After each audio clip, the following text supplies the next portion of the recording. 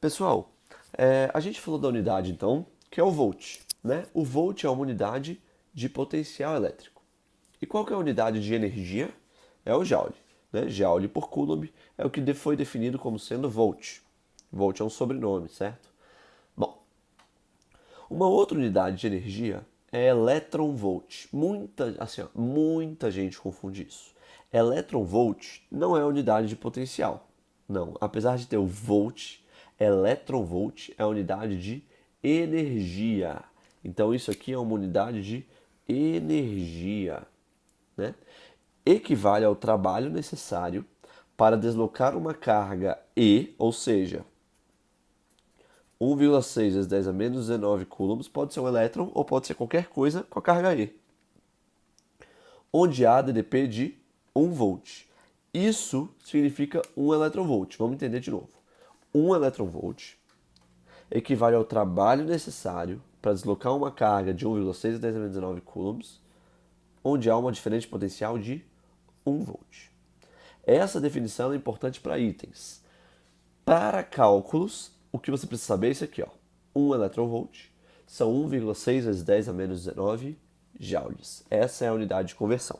A gente usa muito joule para o sistema internacional e muito eletronvolt para elétrica, tá? Então, muitos exercícios eles pedem essa conversão. Toda vez que cair 1 eletronvolt, saiba que 1 eletronvolt vale 1,6 vezes 10 a menos 19 joules. Basta lembrar qual que é a carga do elétron, 1,6 vezes 10 a menos 19 coulombs negativos, né? Então, basta entender. Esse Ezinho a gente pode pensar como sendo a carguinha do elétron aí, tá bom? Eu gosto de pôr essa formulinha que a gente pode usar e ajuda para muitos exercícios. O trabalho é Q vezes U, tá bom? Ou seja, o trabalho realizado por uma carga é o valor dessa carga multiplicado pela diferença de potencial. Coulomb vezes volt. Coulomb vezes volt. Está dando o quê? Joule. Trabalho é joule. Coulomb vezes volt está dando joule. Coulomb vezes volt vai ter que dar joule. Tudo bem? Essa formulinha é importante para vários exercícios. É bom vocês guardarem aí na memória interna do cérebro de vocês. Bom, vamos então falar agora da energia elétrica do sistema. Bom, pensa só nessa carguinha aqui. Essa carguinha aqui. Essa carguinha pintadinha. Ela está no ponto A, ela vai sair do ponto A e vai sofrer esse deslocamento. E depois ela vem para cá no ponto B, certo? A força elétrica entre essa carguinha e essa carga grande aqui, né, a gente tem uma carguinha aqui, e depois ela vai chegar aqui. A força elétrica depende dessa distância, né?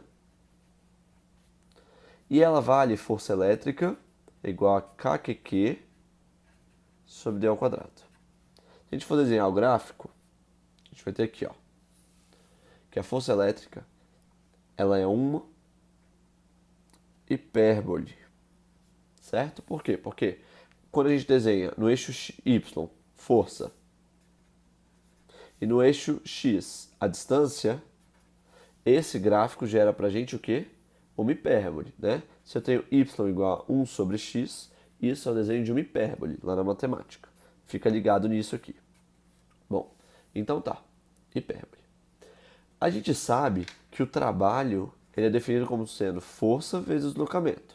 Se eu pegar esse eixo e multiplicar por esse, eu tenho força vezes o deslocamento. Isso é numericamente igual à área do gráfico, certo? Quando a gente multiplica eixos e dá o que a gente quer, é numericamente igual à área do gráfico. Ou seja, eu teria que calcular essa área aqui, ó. Mas a gente não sabe fazer isso ainda, né? A gente precisa de uma teoria um pouco mais aprofundada na matemática para conseguir calcular essa área. Logo, eu trago apenas o resultado para vocês. O trabalho, ou o que a gente pode chamar de energia potencial, ela é definida como sendo... Tá aí mais uma formulinha para vocês botarem na cachola. Gente, é muita fórmula, eu sei disso, mas vamos lá. A energia potencial, então, elétrica, é definida como a constante elétrica do meio, vezes a multiplicação entre as cargas que estão Ou seja, pensa só, você tem uma carga aqui, outra carga aqui. Elas estão próximas, olha só como estão próximas. Estão bem próximas. Então aqui está rolando uma energia. Se eu soltar essas carguinhas, elas vão, finge que são no mesmo sinal, elas vão dissipar, né? Vazar uma para o lado da outra. Uma para um lado e outra para o outro. Então, essa aí é a energia potencial gravitacional. Se eu tenho... Opa, gravitacional não. Elétrica. Se eu tenho duas cargas, elas têm uma energia acumulada. Eita, gente, eu botei um sinal errado aqui, ó. Acabei de ver, esse sinal não existe, pelo amor de Deus.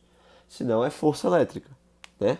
Força elétrica eu botei aqui, ó. KQQ sobre D ao quadrado, é o costume. Aqui a energia é KQQ sobre D.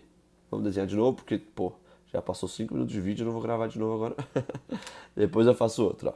A energia potencial é definida como sendo K, Q sobre D.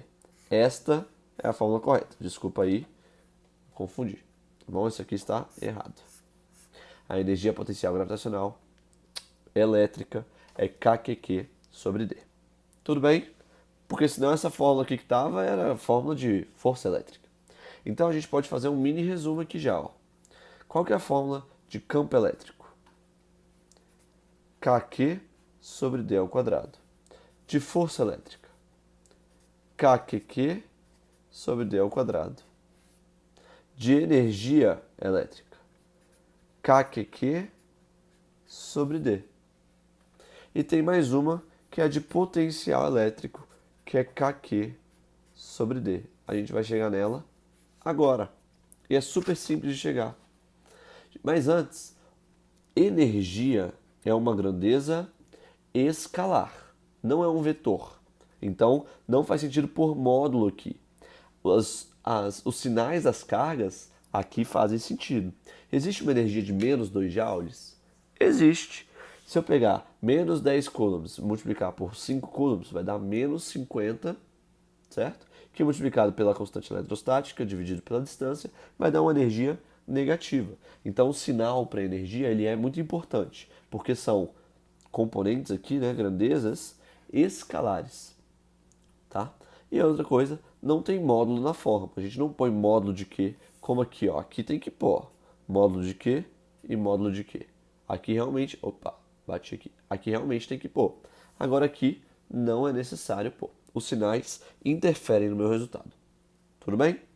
Bom, vamos continuar então. Para finalizar, a gente vai falar de potencial elétrico gerado por uma carga.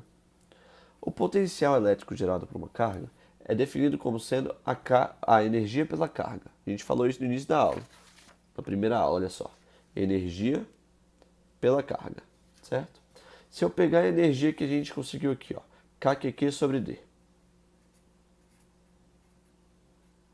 e dividir pela carga, implica que o potencial é KQ sobre D. Foi a formulinha que eu botei para vocês ver aqui, ó. Implica que o potencial elétrico ele é KQ sobre D. Isso é importante a gente ressaltar. São 4 formulinhas muito parecidas. A gente ainda tem a formulinha da força elétrica no meio externo, Q vezes E. Gente, eu sei que é um pouco chato eu ficar falando formulinha, né? Vamos decorar aí, formulinha. Mas infelizmente essas fórmulas elas são cobradas, tá? A gente tem que sabê-la. Então não tem jeito. Basta você treinar e conseguir trazê-las para vocês. Na aula presencial eu vou repetir essas fórmulas todas. Bom, e agora a gente vai falar um pouquinho do teorema do Edu. O teorema do Edu, Edu não é ninguém não. O teorema do Edu diz pra gente que ED igual a U. Já comentei com vocês, né? Mas quando a gente fala a relação entre os módulos do campo elétrico e do potencial gerado por uma carga pontiforme, tá bom? E um ponto distante de a ela. Então vamos lá. O campo elétrico é definido como sendo KQ sobre D quadrado. Que é a mesma coisa escrever KQ dd. Mas esse valor aqui, ó, KQ sobre D, é potencial elétrico. Então, E é igual a U sobre D. O V, né? Vamos pôr o V, na verdade. É igual a V sobre D. Esse cara vale para cargas pontiformes. Se nós formos tratar, então vamos subir aqui. Se nós formos tratar placas uma positiva e outra negativa, essa formulinha, ela também vale. O campo elétrico é igual a U sobre D. Passo D multiplicando, D vezes E igual a U. É o teorema do ED igual a U. O teorema do EDU. ED igual a U. Em que o D é a distância entre as placas. Tá bom? O E é o campo elétrico que age entre as placas. E o U é a diferença de potencial que age entre as placas. Esse é o nosso U, DDP, diferença de potencial. Tudo bem? E aí a última coisa que eu tenho para falar na aula de hoje, que já está muito grande, são das superfícies equipotenciais. Superfícies equipotenciais. Ou seja, que possuem o mesmo potencial. É isso que a gente vai tratar. Pensa só. Essa esfera carregada positivamente produz um campo elétrico saindo dela.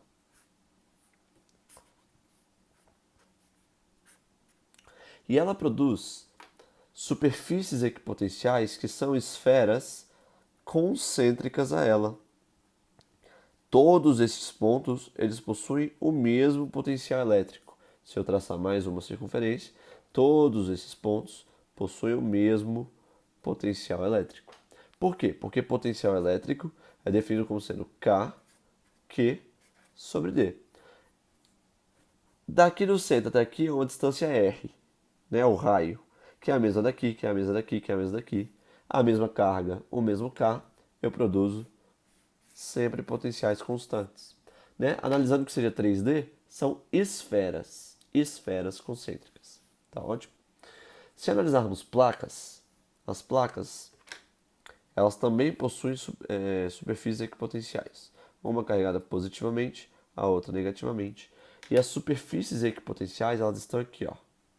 Superfícies equipotenciais paralela às placas. São todas paralelas. Nossa, ficou meio torto, tá? Mas finge que estão paralelas às placas. Enquanto que o campo elétrico tá aqui. E aí vem o item que cai muito. Qual que é o ângulo que o campo elétrico faz com a superfície equipotencial? Aqui, 90. Sempre. E aqui, qual que é o ângulo que o campo elétrico está fazendo com a superfície equipotencial? 90 sempre também. Ou seja, qual que é o ângulo que uma equipotencial sempre forma com o campo elétrico? 90 graus, tá bom? Então, uma equipotencial é sempre 90 graus com o campo elétrico. Sempre, sempre, sempre. Tá ok? Gente, importante pensar também na somatório de potenciais. Vou acabar a aula agora, prometo. Já está meio grande o vídeo. A gente tem que pensar no somatório de potenciais. Ou seja, se eu tiver aqui uma carga, deixa eu pensar, eu quero calcular no ponto P qual é o potencial resultante. E aí eu tenho a carga QA, que é menos Q. Sei lá, isso aqui é o A. E aí eu tenho o B, que é menos Qzão. E aí eu tenho o C, que é mais 2Qzão, sei lá. Qual que é o potencial resultante? Quando a gente trabalhava com campo elétrico, a gente tinha que desenhar os vetores, né? Vetor, vetor, vetor, somar os vetores e achar o resultante. Aqui não. Aqui basta você fazer K vezes QA sobre DA, em que quem é DA? É essa distância. DA. Depois você vai fazer K vezes menos QB sobre DB. E quem é DB? É essa distância. Depois você vai fazer K vezes 2Q. Opa, aqui é menos QA, né? Esse aqui é o QA. Porque o QA é negativo, então é menos. Com parênteses aqui. K vezes 2Q sobre DC. E quem é DC? Esse cara. E aí depois você soma esses resultados. O que eu fiz para quem não entendeu? Eu apliquei a fórmula de potencial. Potencial é KQ sobre D. Né? Apliquei isso aqui para essa carga, que é negativa, então o potencial vai ficar negativo. Apliquei essa fórmula para essa carga, que é negativa, então esse potencial também vai ficar negativo.